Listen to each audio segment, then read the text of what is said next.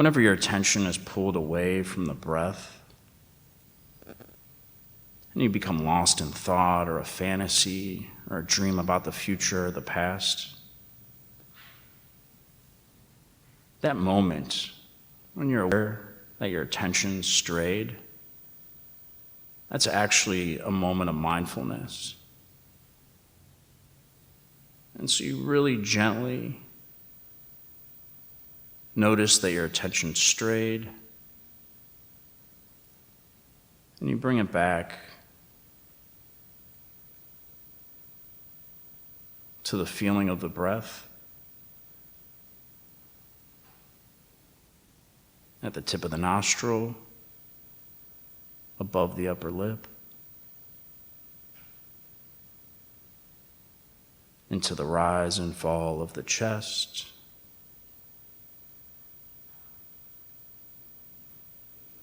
or the stretching and releasing of your abdomen.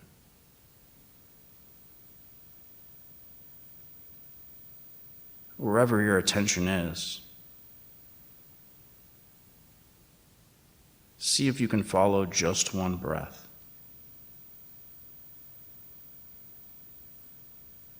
From start to finish.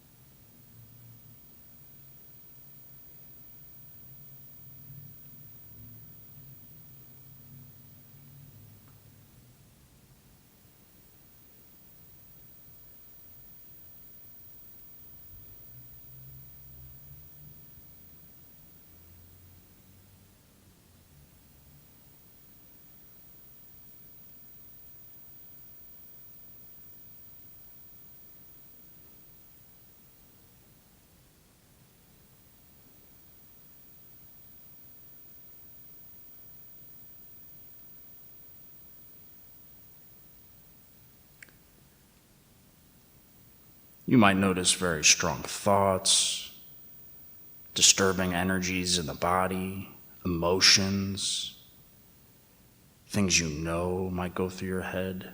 You might be compelled to move.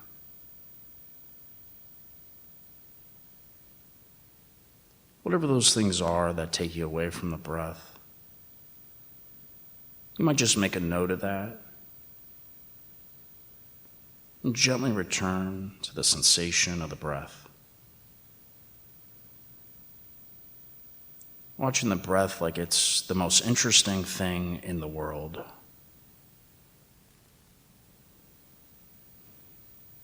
Because it's what's happening right now, right here.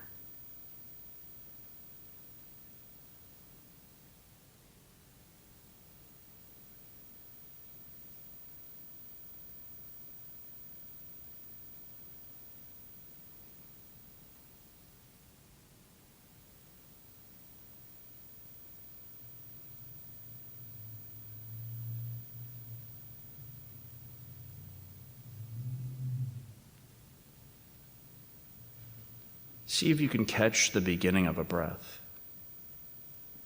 as you start to breathe in and know you're breathing in. You might notice a slight pause at the top of the breath before your natural exhale, and you know you're breathing out.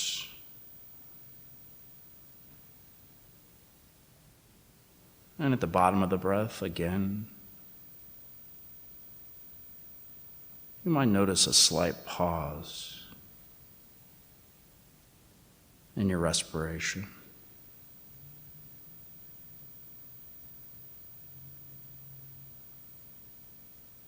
See if you can follow just one breath.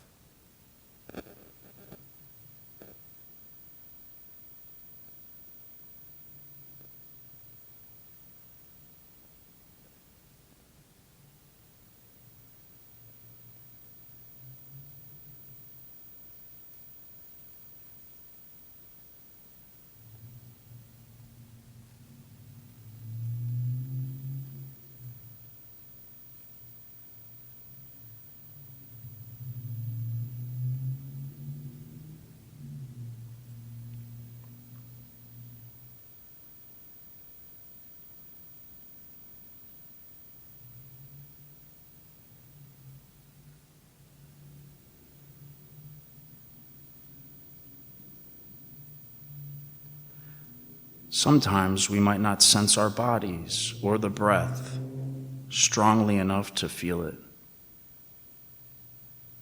This doesn't matter. As long as when you're breathing in, you know you're breathing in. And when you're breathing out, you're aware you're breathing out.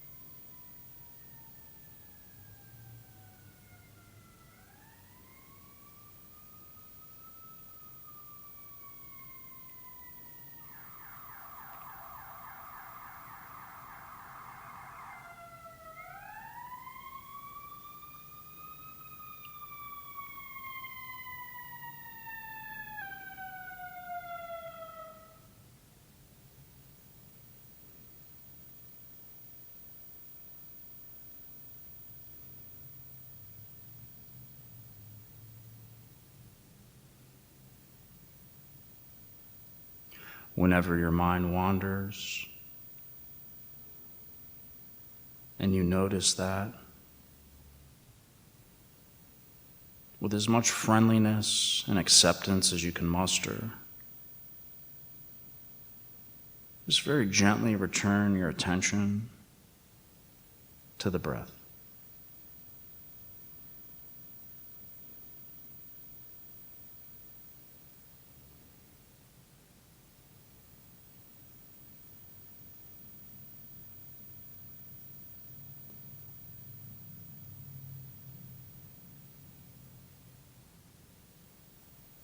For the next part of our meditation, I'm going to invite everybody to open up their ears to the world of hearing. So we're moving our focus away from the sensation of the breath to things we can hear. So go ahead and find a sound and try and just be a witness to that sound without labeling it or judging it.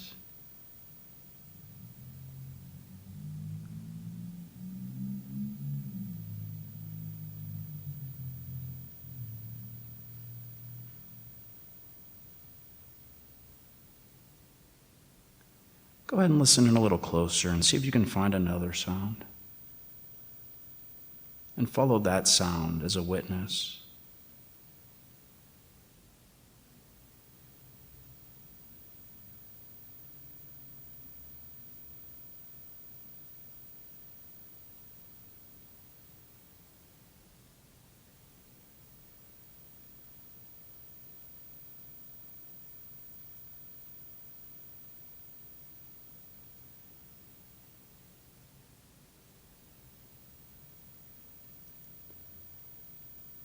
Go ahead and let that sound go and listen in again to another sound.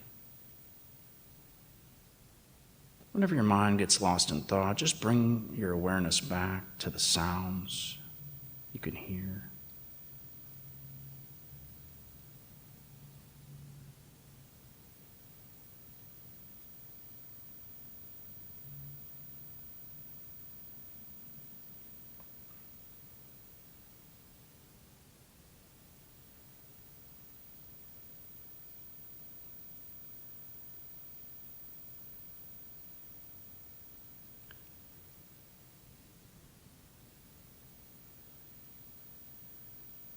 Let's go ahead and move our awareness back to the center of our chest.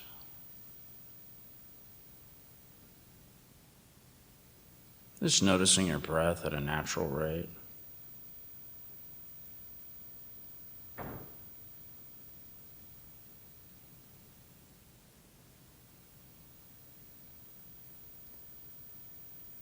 Let's all go ahead and take a nice long inhale through our nose and hold it at the top.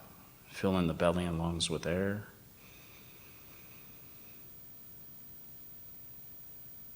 And a long, slow exhale through the mouth. Every time we exhale is an opportunity to release to release tension from our bodies, to feel a release on the inside. Let's go ahead and do that inhale one more time, nice and deep through the nose, holding at the top.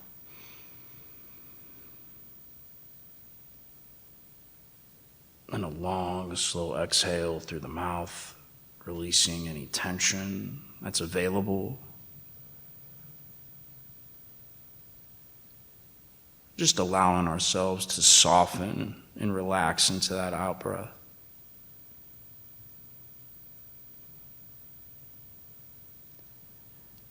Now, I'm going to take everybody on a systematic journey through the body. I'm going to be naming a different body part, and I want you to picture that body part in your mind's eye. And just notice any physical sensations you feel on that body part. Without trying to push anything away or become too attached to the sensations that feel good. Just trying to notice what's there. So let's all go ahead and bring our awareness to the top of our head, noticing any sensations in the top of our head. Moving down into the forehead, your eyes, feeling your eyeballs deep in their sockets. Moving into the nose, and the upper lip. And feel inside of your mouth.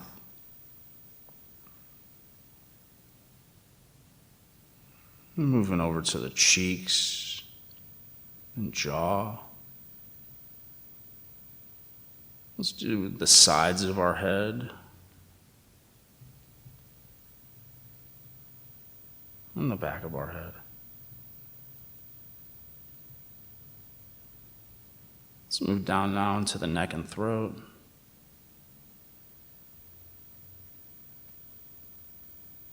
Just allowing ourselves to experience what's there. And moving down into the chest.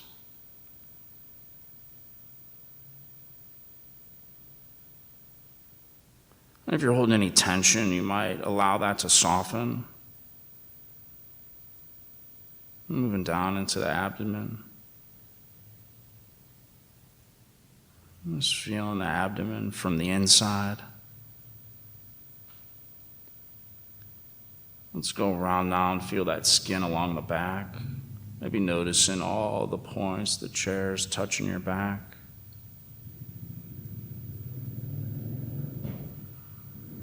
Let's go ahead and move into the arms and the shoulders. Notice the front of your shoulders and the back of your shoulders and the whole of both shoulders. Let's move down now into your upper arms, your biceps and triceps. Just feel them hanging off of your body. All sensation. And you might come upon an area that has very little sensation or a lot of sensation. Pay no attention to that. Just notice what's there. Let's go ahead and move down onto our forearms.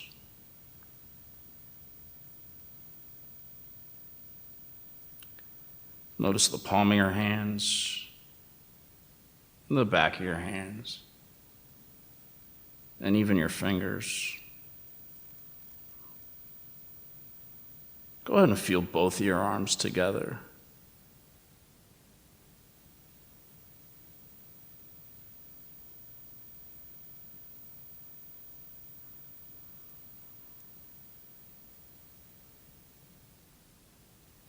Let's go ahead and just notice our buttocks sitting on the chair. And the back of our thighs. And just moving down to the calves now. Really giving our legs a break from the world of walking, standing.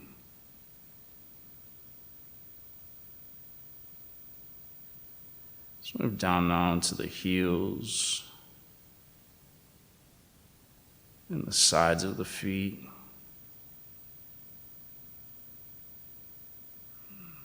Notice the bottoms of the feet. And the tops of the feet. And even your toes. Let's go ahead and move up into our shins.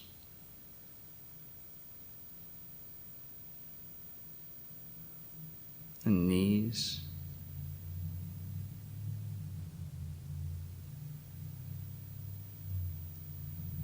Notice the tops of your thighs.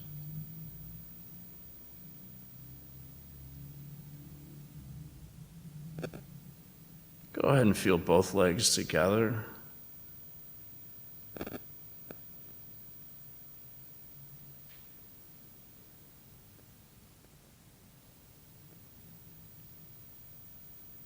Go ahead and feel your whole body sitting in the chair.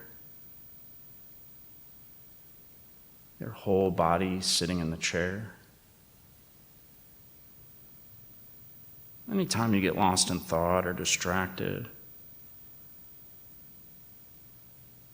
or a disturbing energy arises that's hard to tolerate,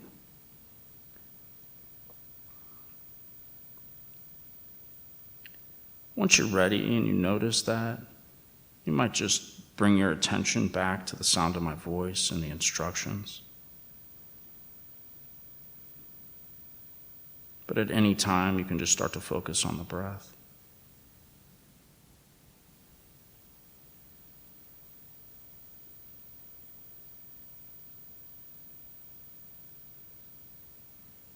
Now, in this space of silence, let's do a loving kindness practice. And when we do a loving kindness practice, it starts with us. We bring into our minds ourselves, and we might send ourselves the wishes of, may you be well, may you be happy, may you be peaceful. Noticing that when we bring compassion to ourselves, first allows us to soften and enter the stream of life more skillfully with others.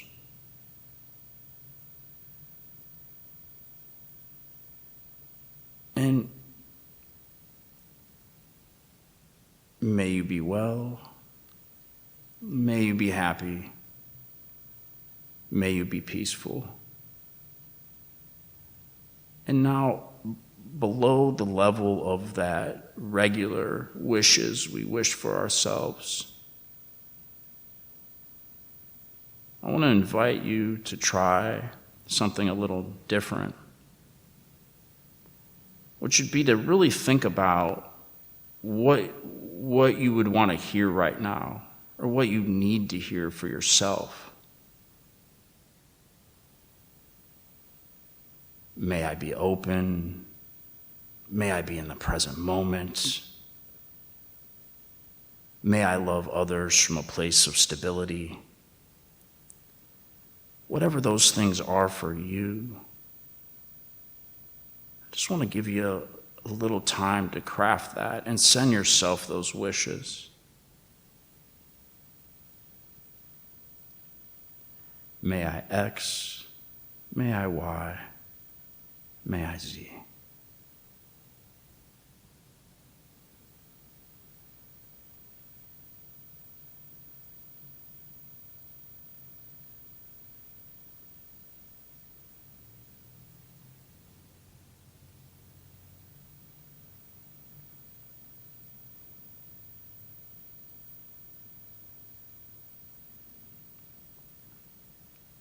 Now we can widen that circle of compassion, bringing into our hearts and minds someone close to us,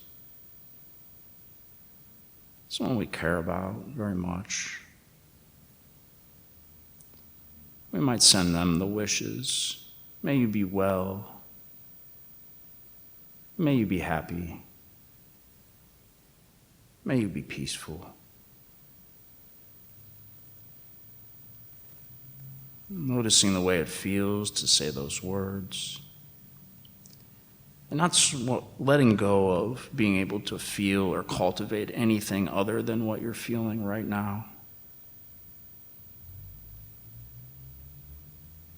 This is more about the effort than the outcome. And so just like we did for ourselves, you might think of this person you care about very much and kind of know what they need or would like to hear, or, kind of your highest intention for them. May you know what you need. May you get what you need. May you be well, happy, and peaceful. So I'm just going to give everyone a few seconds to come up with that language and go ahead and send that to the person you care about.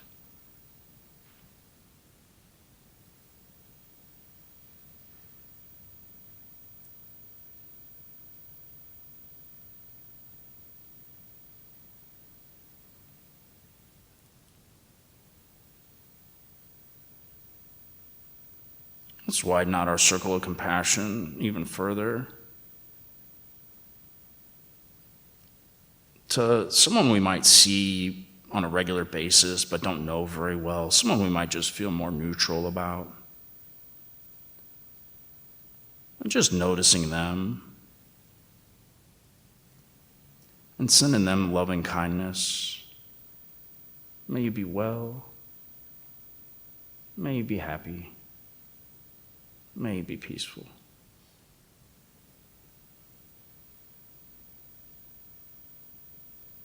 Now let's go ahead and just widen that out even further to all sentient beings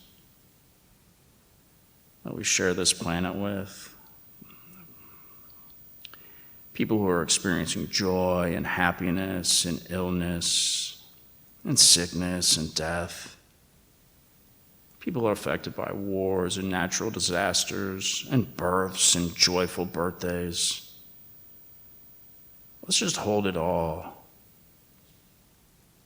May you be well. May you be happy.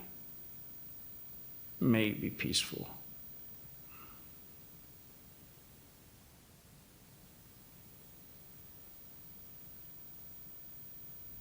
May you be well.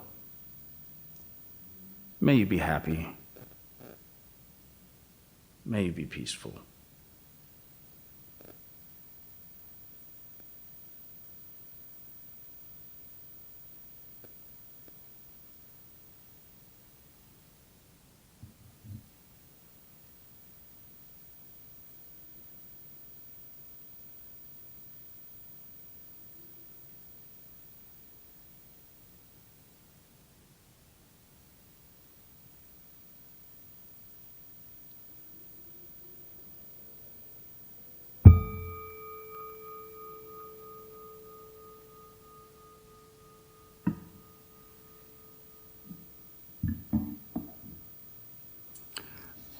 Would you please open up your chanting books to My Wish on page 11?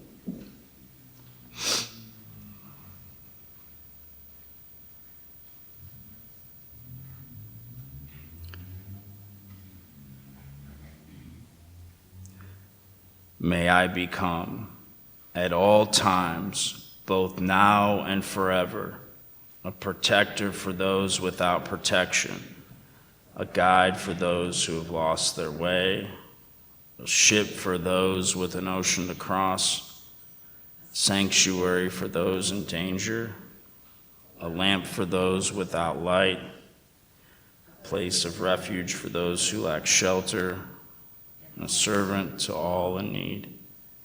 By means of this meritorious deed, may I never join with the unwise, only the wise, till the time I attain nirvana.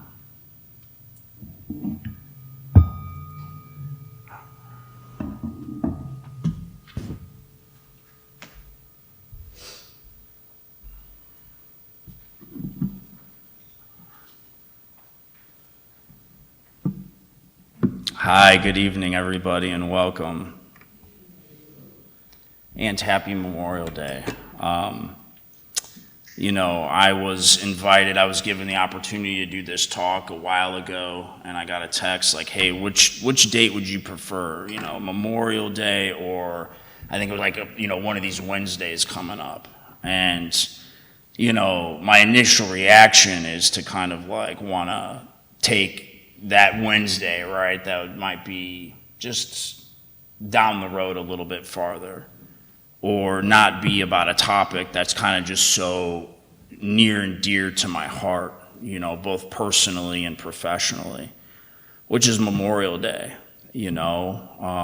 and it's a day of remembrance and reverence, and it's also a day where we have a lot of fun traditionally as Americans, so it's this interesting kind of duality that we all get the opportunity to experience on Memorial Day.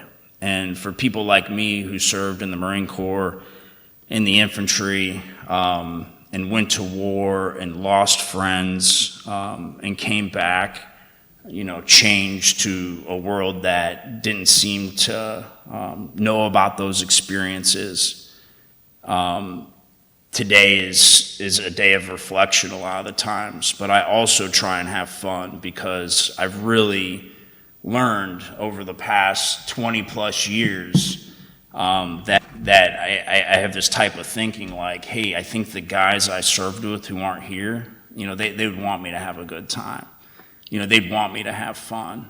But, I think they would also approve if I'm a little bit sad and touched by their loss, because it really, just shows all the love that was there for my brothers, and I say brothers because I served in the Marine Corps at a time where women weren't yet in the infantry, and it's so wonderful that we've been able to change as a society and kind of like have more acceptance of the genders throughout all combat experiences that are available to people.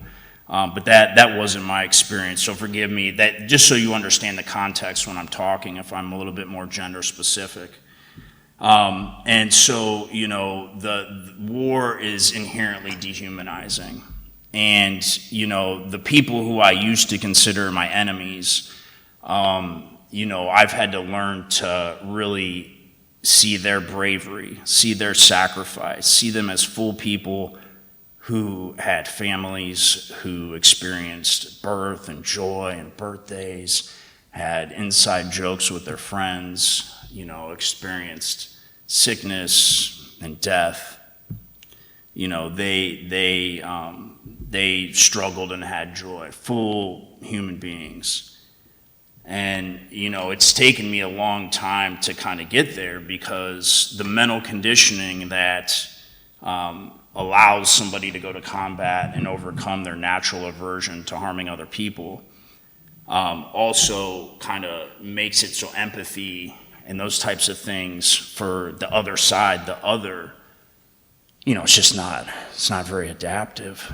It doesn't really have its place there.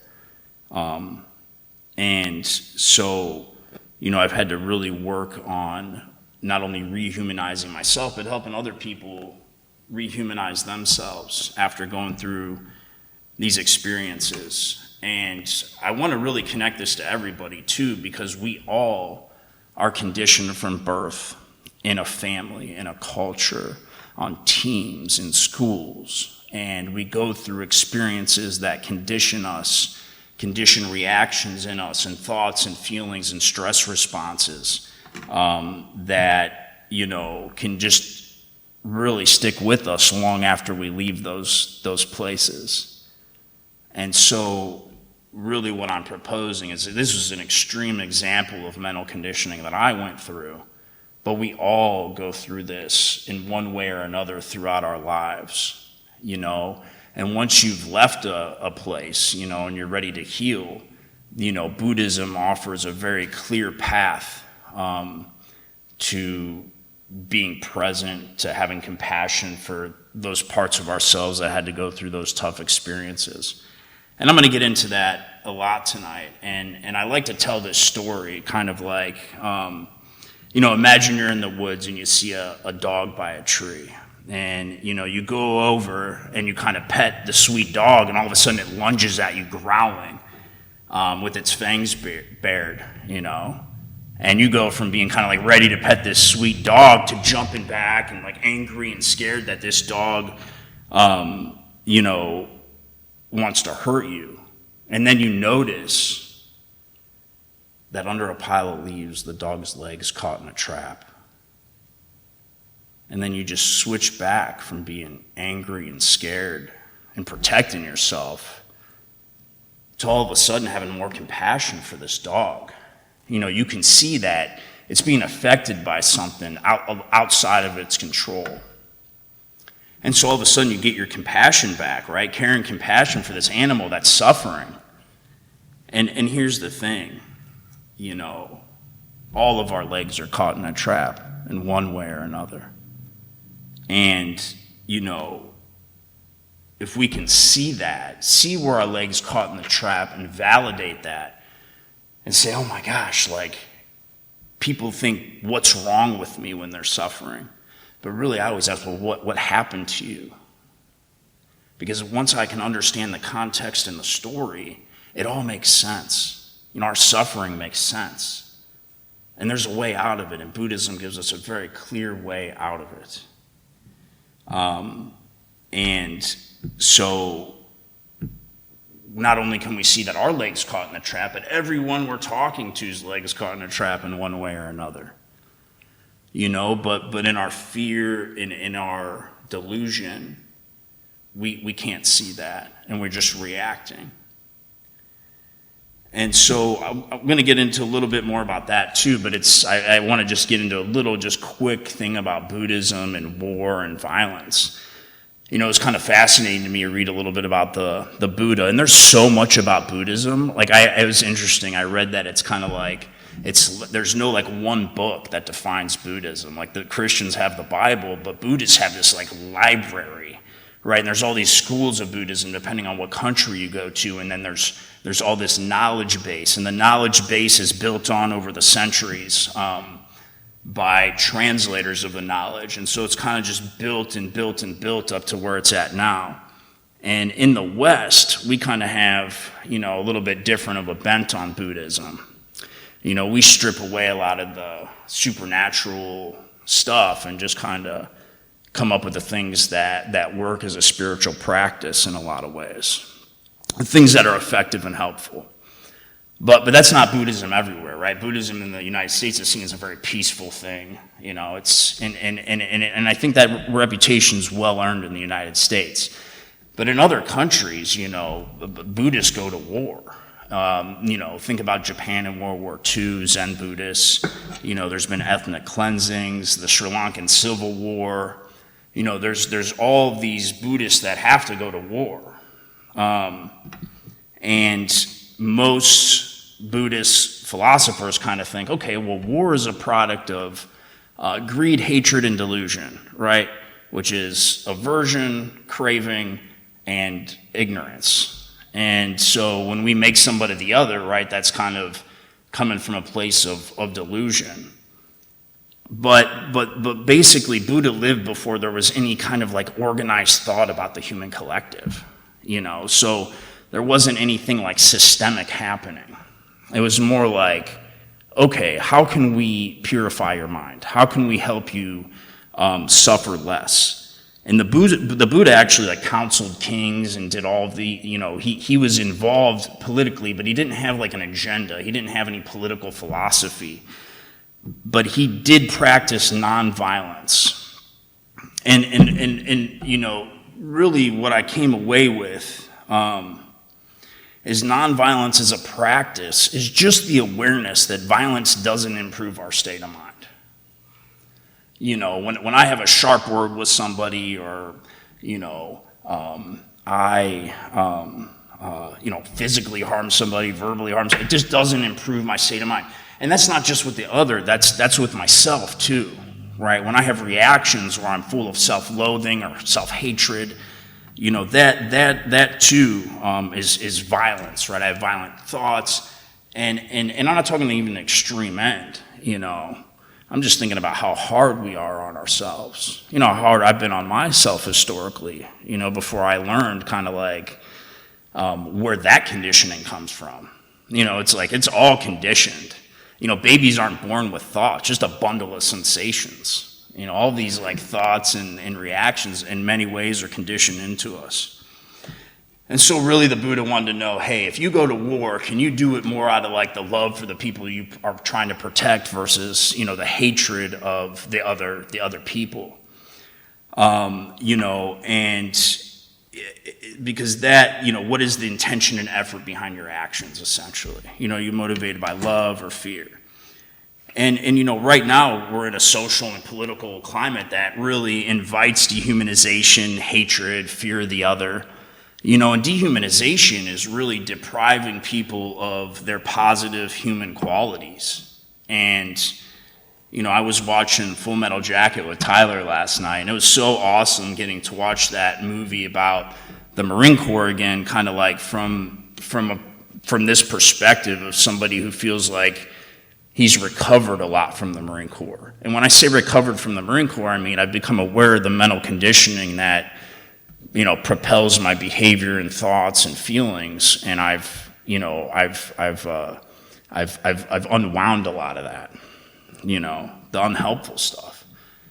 And so, watching that movie last night, you could clearly see in boot camp, you're basically told that everything that came before that is wrong, and that you are kind of like this worthless piece of pond scum who, can't even tie their shoes.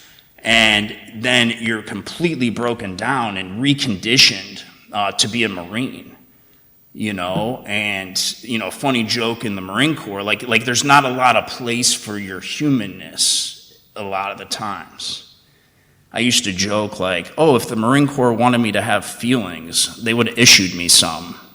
Because there's just not a lot of space for, for my preferences and things like that. And so the dehumanization process is really losing your civilian identity and being built back into a different image.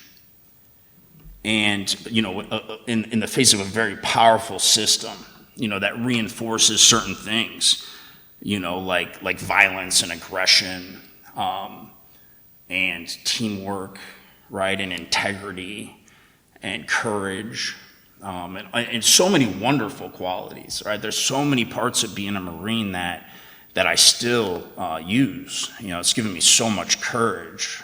I got so many guts because of it. But all this reinforcement goes in through all kinds of things.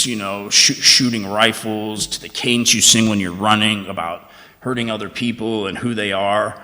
And interestingly enough, like the military didn't used to be quite this way. But in World War II, after World War II, they did this study, and they found that a really low percentage of infantrymen were firing their weapon at the enemy.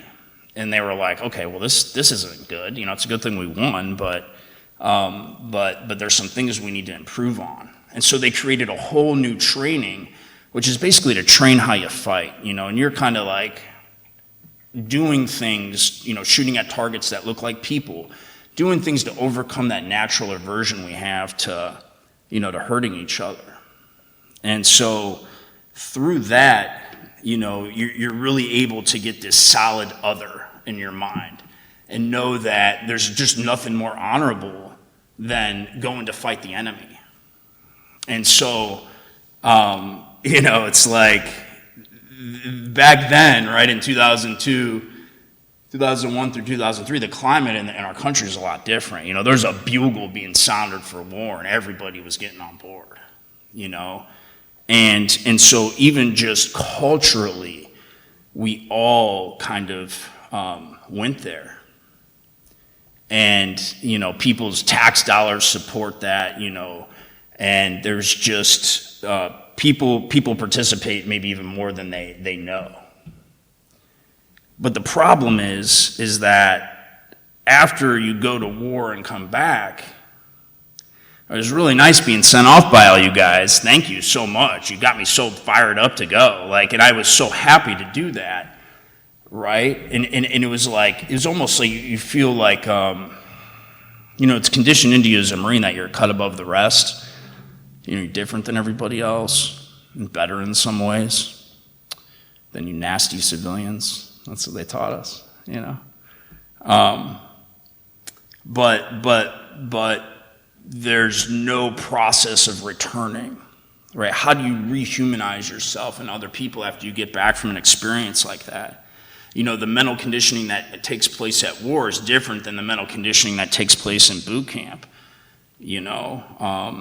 and so the mental conditioning in war is a lot of hypervigilance and kind of fear and boredom and all of these things that you're not really sure what's around the next corner, but you know what? I'll go find out.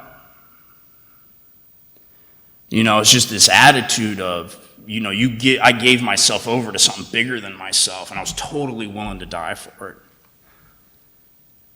And that feels scary to even say it, because it's like, man, you come pretty close a lot of the times, and those things stick with you. And so coming back from an experience like that, you're on edge, and it's not just me that's experiencing this, right? It's like everyone around me. We can't sleep, we're on edge. A lot of us have reverse culture shock. We couldn't even really kind of go out in the community and feel settled down at all. You'd hear a motorcycle rev its engine, you're on the ground. Someone threw a snap pot by my head one time, and I just body slammed him before I even kind of knew what had happened. It's just real quick. You're ready to go. And so there's just there wasn't, the Marine Corps can cultivate all this aggression and violence, right? But as human beings, it's very Buddhist, and okay, well, where there's aggression and violence and fear and hate, there's got to be the opposite of that too, right? Peace, love, equanimity, joy, gratitude. But there was no avenue of cultivating those things, once you get back from an experience like that. And plus your mindset says, to admit that anything is wrong or that I'm affected in any way would mean that I'm weak, right? And that has no place. And so you have to overcome a lot of natural things, a lot of conditioning in order to even start to heal. And our society, our culture doesn't really allow for a more welcome home experience. Native Americans, when they would go fight, they would send their braves off to battle, but when they'd come home, they would have purification ceremonies. They would all get together so the rest of the people could hear about, what they went through in battle. Because those Indians knew that they had a vested interest in that they are me and I am them, and we just don't have that. Less than 1% of the population serves in the military.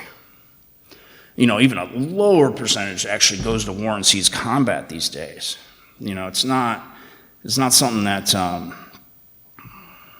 really common. So you come back and you're having all these experiences, right? At being triggered, things like that, and really that means my body's amazing because it can sense danger, and it's like, okay, don't go through that again. It hears a motorcycle rev its engine, and my body will get confused and think, oh, I must be getting shot at, right? Thank you, body. That's so amazing that you're protecting me, but I don't need that protection right now, right? I'm trying to go to the nightclub, or whatever it was. And I'm talking 20 years ago. And so, I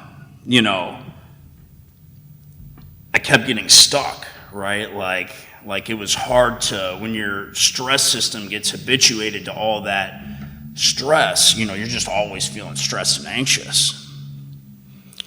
And so, my journey back to myself, back to my heart wasn't linear. It wasn't like, okay, I'm going to get better and do these things. And man, look at me. I'm giving a Dharma talk on how good I feel, right? No, it's a path, and it's fraught with confusion and self-will and aversion to admitting anything's wrong or to feeling things. I mean, it's really hard. It's hard to get better. But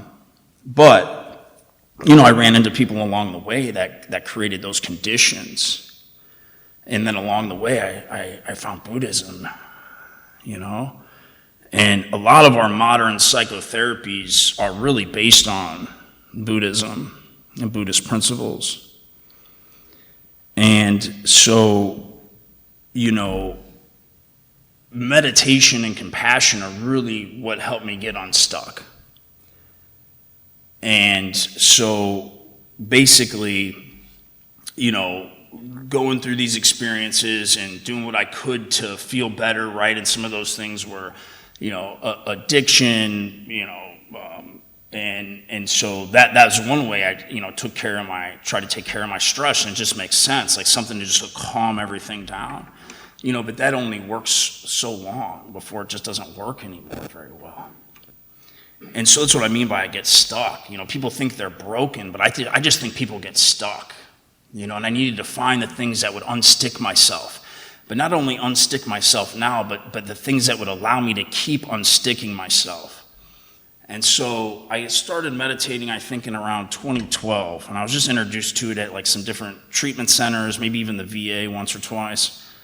And I did it, and I was like, man, I felt really relaxed. And I felt almost like slightly euphoric. It was just like, I even remember the person who led me in the meditation. Her voice was like an angel. She's like, it was just the most amazing meditation voice. And I was just like, it was a really profound experience, and I was like, okay, that'll be cool. Maybe I think we did it like weekly. So I was like, oh, next Wednesday I get to do that again. Awesome.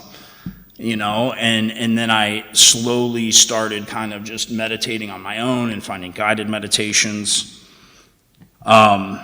And a lot of that was just to develop samadhi, right? To calm down and feel peaceful. And then I would go into the world and feel unpeaceful again. And so I, started a meditation practice. And, that essentially, I kept going with that. I'm somebody who's got like more. I like more, right? And I'm a little intense too. So when I start doing something, I like doing it, I'm going to do it pretty intensely. So I started doing that with meditation, right? And there's worse things to be dependent on than meditation, trust me. And starting a meditation practice led to me going to like a 10-day silent meditation retreat. I meditated for 10 days, and I hated almost every minute of it, actually. I just wanted to leave, just seeing every rotten thing I'd done, right? I felt bad about my whole life, just constantly playing through my head, but you're just sitting there meditating through that. By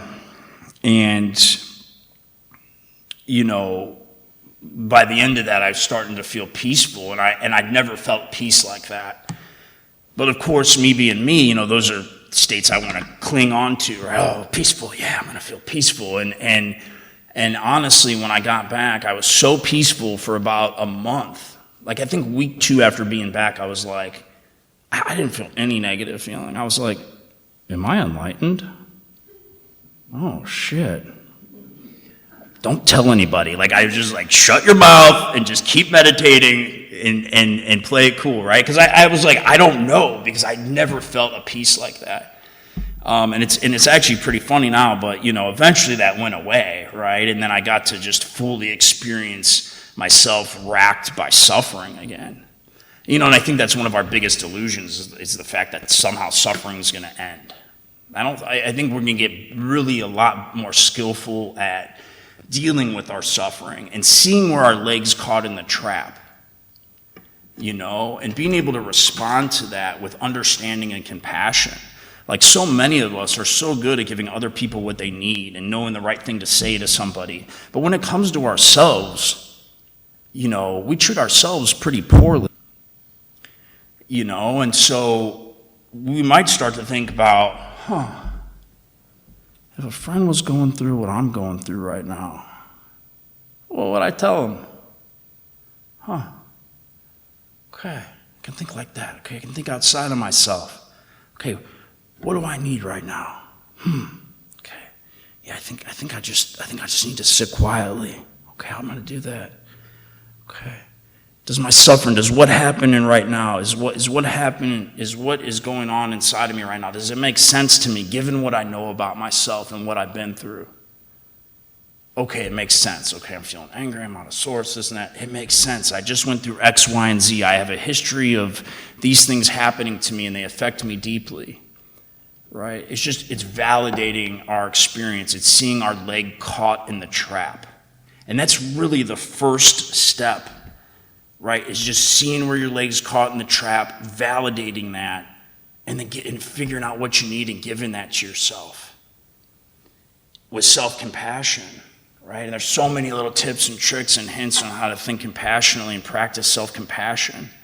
But that one about thinking about, okay, what would I tell a friend who's going through what I'm going through? That's a really effective one, and hey, we're not alone in our suffering, right? I don't ever have to feel alone in my suffering anymore because I just think of all of the people who have gone through the things that I've gone through, right? There's so many of me. I'm not special at all. I'm unique, but I'm not special. I'm not a victim, and I'm not alone, and neither are any of you. And so once we can start to recognize the common humanity in our suffering, and that other people go through what we go through, and we're not alone, and there's nothing wrong with us, but something happened to us, we can just start to like kind of give ourselves the space we need to feel, And for those of us who have had like past difficult relationships with parents or caregivers, getting that space to feel is huge, right? Even giving yourself permission to feel. Because we just tend to internalize so much of our early experience. And finding, rehumanizing ourselves, seeing our leg in the trap, validating. And really, we're using this with mindfulness, our awareness. What's happening inside of me right now? What do I need to do to respond to this? And also in that, recognizing impermanence. My internal weather is constantly changing. Constantly. What I'm feeling right now, I'm probably not going to be feeling at some point soon. It doesn't have to stick around. It doesn't. And how much am I adding to it to make my suffering last longer? There's my suffering, and then there's all the things I do to make myself suffer more. And I know I got a list of them, but that's the idea, is when you give yourself that space, you can start to see your list and start to see how you interfere with processing something and moving through it so you can be more present, authentic version of yourself. And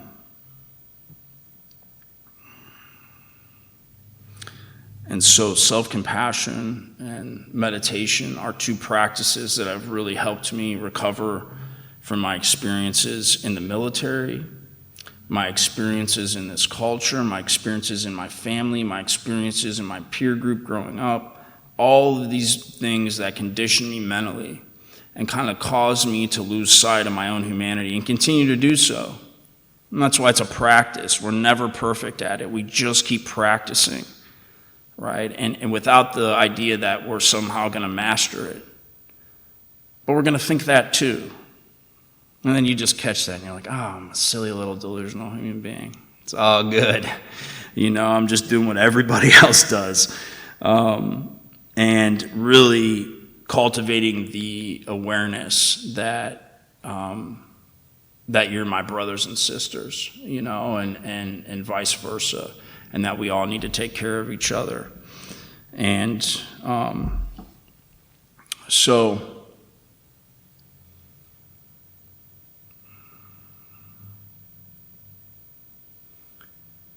in closing, I just really want to recognize the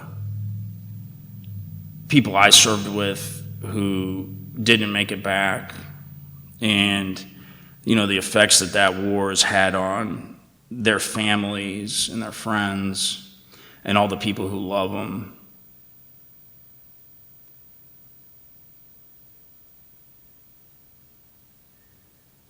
and that grief is something that really we all feel and that unites us all, but as a culture, we just don't talk about it.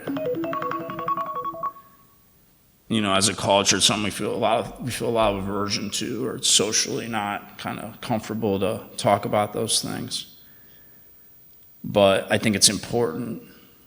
It's important to keep, people alive as we see fit and as we need to, so we can feel healthy and we can feel like we're processing hurts that have happened to us, and so we can have access to the positive and loving effects that these people have had on our lives, the people who are no longer with us. Because when we cut ourselves off from the pain of grief, we also cut ourselves off from the prospect of feeling them in our hearts and continuing a spiritual relationship in some way with these people who are no longer with us. And I like to think that instead of kind of ghosts that haunt me, I really have ancestors and people who are no longer with us that guide me.